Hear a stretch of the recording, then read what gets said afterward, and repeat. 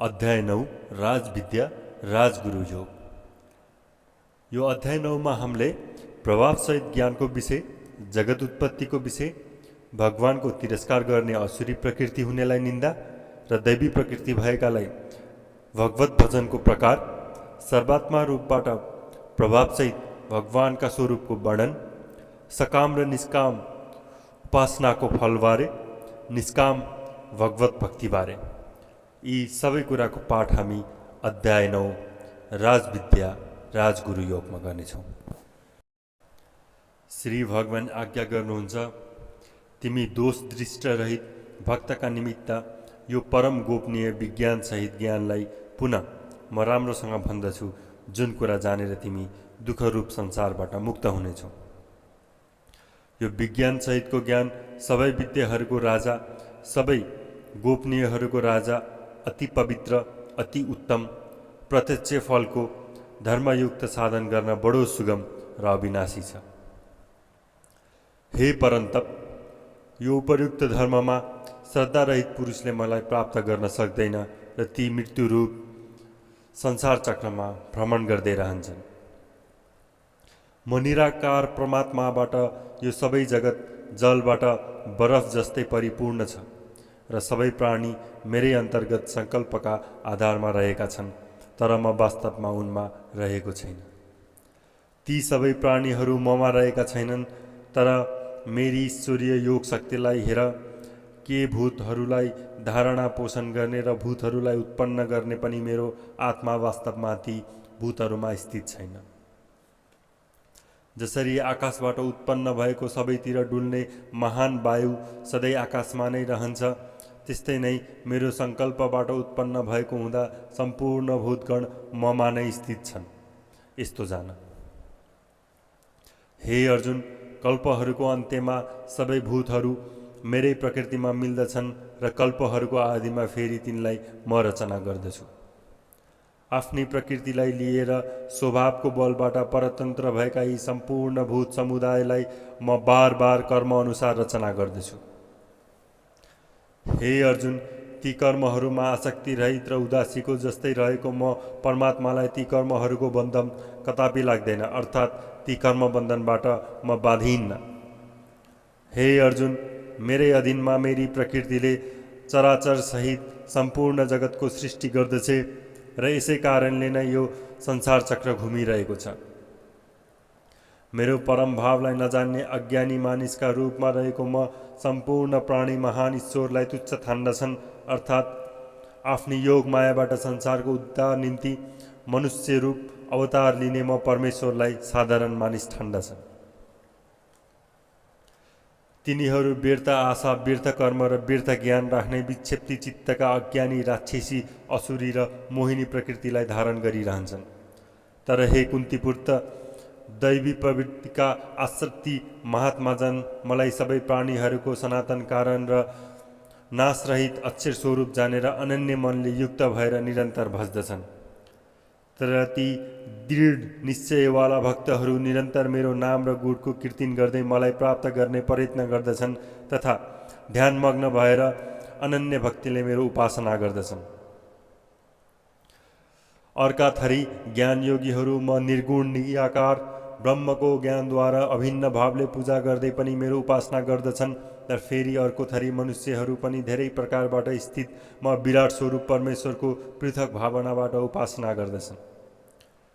ऋतुमय हुँ, यज्ञमय हुँ, सुधामय हुँ, औषधिमय हुँ, मन्त्रमय हुँ, घिउमय हुँ, अग्निमय हुँ र होम रूप क्रिया पनि मै नै हुँ। यो सम्पूर्ण जगतको धाता अर्थात् धारण गर्नेवाला एवं कर्महरूको फल दिनाउनेवाला पिता, माता, पितामह, जान्न योग्य पवित्र ओमकार तथा ऋग्वेद, सामवेद र यजुर्वेद पनि म नै हुँ। प्राप्त हुने योग्य परमधान, सबैको भरण गर्ने, सबैको स्वामी, शुभाशुभलाई देख्ने, सबैको व्यवस्थान शरण लिन योग्य, प्रत्युत प्रकारको आशा नराखी हित गर्ने, सबैको उत्पत्ति र लयको कारण, स्थिरको आधार, विश्राम स्थल र अविनाशी कारण पनि मै नै हुँ। मैले नै सूर्य रूपबाट तपाउने गर्छु, मै वर्षाको आकर्षण हुँ अर्थात् वर्षा गराउनेवाला हुँ। हे अर्जुन, म नै अमृत र मृत्यु पनि हुँ अनि सत असत पनि म नै हुँ। तीनै वेद ऋग्वेद, यजुर्वेद, सामवेदमा विधान गरिएका सकाम कर्म गर्नेहरू, सोम रस पान गर्नेहरू, पापरहित पुरुष जो मलाई यज्ञद्वारा पुजेर स्वर्ग प्राप्त गर्न चाहन्छन्, ती पुरुष आफ्नो पुण्यको फल रूप स्वर्गलोकमा पुगेर दिव्य देवताहरूको भोग गर्दछन्। ती पुरुषहरू विशाल स्वर्गलोकको भोग भोगेर पुण्य सकिएपछि फेरि मृत्युलोकमा नै झर्दछन्। यसरी स्वर्गका साधन रूप तीनवटै वेदमा उल्लेख गरिएका सकाम कर्मको आश्रय लिने र भोगहरूको कामना गर्ने पुरुषहरू बार बार जाने आउने गरिरहन्छन्। अर्थात् पुण्यको प्रभावले स्वर्गमा जान्छन् भने पुण्य क्षीण भएपछि फेरि मृत्युलोकमा नै आउँछन्। जो अनन्य प्रेमी भक्तहरू म परमेश्वरलाई निरन्तर चिन्तन गर्दै निष्काम भावले भज्दछ, ती नित्य निरन्तर मेरो पूजा र चिन्तन गर्ने पुरुषहरूमा योग क्षेम म स्वयं प्राप्त गराइदिनेछु। हे अर्जुन, यद्यपि श्रद्धाले युक्त जो सकाम भक्त अरू देवताहरूलाई पुज्दछन्, ती पनि मलाई नै पुज्दछन्, तर तिनीहरूको त्यो पूजा अविधिपूर्वक अर्थात् अज्ञानपूर्वकको हो। किनभने सम्पूर्ण यज्ञहरूको भोक्ता र स्वामी पनि म नै हुँ, तर ती जना म परमेश्वरलाई तत्त्वपूर्वक जान्दैनन्, जान्ने कोसिस गर्दैनन्। यसै कारण तल झर्दछन् अर्थात् पुनर्जन्मलाई अगाल्न पुग्दछन्। देवताहरूलाई पुज्नेहरू देवताको लोकमा, प्रीतिहरूलाई पुज्नेहरू प्रीतिलोकमा र भूतहरूलाई पुज्नेहरू भूतहरूकै लोकमा पुग्दछन् भने मलाई पूजा गर्ने भक्तले मलाई नै प्राप्त गर्दछ। यसकारण मेरा भक्तहरूको पुनर्जन्म हुँदैन। जो कोही मेरो भक्त प्रेमपूर्वक पत्र, पुष्प, फल, जल आदि मलाई अर्पण गर्दछन्, त्यो शुद्ध बुद्धि निष्काम प्रेमी भक्तले प्रेमपूर्वक अर्पण गरेका ती पत्र पुष्पादि म सगुण रूपबाट प्रकट भएर प्रेमसाथ खान्छु। हे अर्जुन, तिमी जे कर्म गर्दैछौ, जे खान्छौ, जे हवन गर्छौ, जे दान गर्छौ र जे जस्तो तप गर्छौ, ती सबै ममा अर्पण गर्दै गर। यसरी जुन समस्त कर्म म भगवानमा अर्पण गरिन्छ, यस्तो सन्यास योगबाट मुक्त चित्तवाला तिमी शुभाशुभ फलरूप कर्मबन्धनबाट मुक्त हुन जानेछौ र मलाई प्राप्त हुनेछौ या प्राप्त गर्नेछौ। म सबै प्राणीमा समभावले व्यापक छु। मेरा न कोही प्रिय छन् न अप्रिय नै छन्, तर जो भक्त मलाई प्रेम भावले भज्दछ ती ममा छन् र म पनि उनीहरूमा प्रत्यक्ष प्रकट हुन्छु। यदि कोही अतिशय दुराचारी पनि अनन्य भावले मेरो भक्त भनेर मलाई भज्दछ भने त्यो साधु नै मान्ने योग्य छ, किनभने त्यो व्यक्ति यथार्थ निश्चयवाला छ, अर्थात् उसले राम्रोसँग निश्चय गरिसक्यो कि परमेश्वरको भजन समान अरू कुनै पनि छैन। त्यो चाँडै नै धर्मात्मा हुन जान्छ र स्थायी शान्ति प्राप्त गर्दछ। हे अर्जुन, तिमी निश्चयपूर्वक सत्य जान कि मेरो भक्तको अगति हुँदैन। हे अर्जुन, स्त्री, वैश्य, शूद्र तथा पाप योनि, चण्डाल आदि जोसुकै पनि होस्, ती पनि मेरा शरणमा आएर परम गतिलाई प्राप्त गर्न सक्दछ।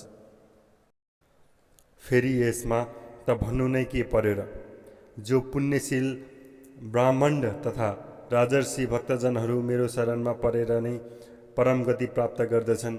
यसकारण हे पार्थ, तिमी सुखरहित र क्षीणभङ्गुर यो मनुष्य शरीरलाई पाएर निरन्तर मेरै भजन गर। अर्थात् मैमा मन लगाऊ, मेरै भक्त बना, मेरै पूजा गर्ने गर र मलाई प्रणाम गर। यसकारण आत्मालाई ममा नियुक्ति गरेर मेरै शरणमा परेर तिमीले मलाई प्राप्त गर्नेछौ, अर्थात् तिमी ममा प्राप्त हुनेछौ। ओम तत्सदिति श्रीमद्भागवत गीतासूपनिषत्सु ब्रह्म विद्याया योगशास्त्रे श्रीकृष्ण अर्जुन संवादे राजविद्या राजगृह योग नाम 9 अध्याय।